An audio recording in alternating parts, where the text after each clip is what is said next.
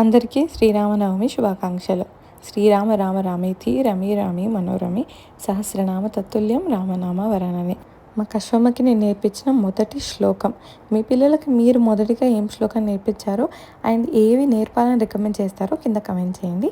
And ఇంతకీ మీ శ్రీరామనవమి ఎలా జరిగిందో కూడా కింద చెప్పండి. మేము హైదరాబాద్లో ఉన్నాం. 2 days చెల్లి వాళ్ళ ఇంట్లో ఉందామని వచ్చాము. పక్కనే చెల్లి వాళ్ళకైతే పక్కనే గుళ్ళు ఉంటాయి 2. సో ఇక్కడ వెంకటేశ్వర స్వామి గుడిలో రాములవారి కళ్యాణం జరిగిందనమాట. అక్కడికి వెళ్ళాం. కళ్యాణం టైం వరకు వెళ్దాం అనుకున్నాం కానీ కొద్దిగా లేట్ అయిపోయింది. సో గుడికి అయితే వెళ్దామనేసి వెళ్ళామన్నమాట.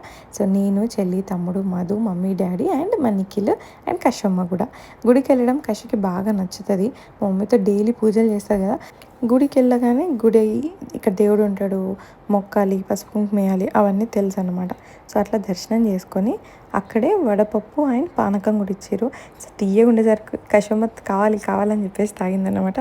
And there must be reason కదా ఈ టైంలో ఇది ఎందుకు తాగుతారు అన్నది మీకు తెలుసా? కింద కమెంట్ చేయండి. ఇక అందరికీ శ్రీరామనవమి శుభాకాంక్షలు.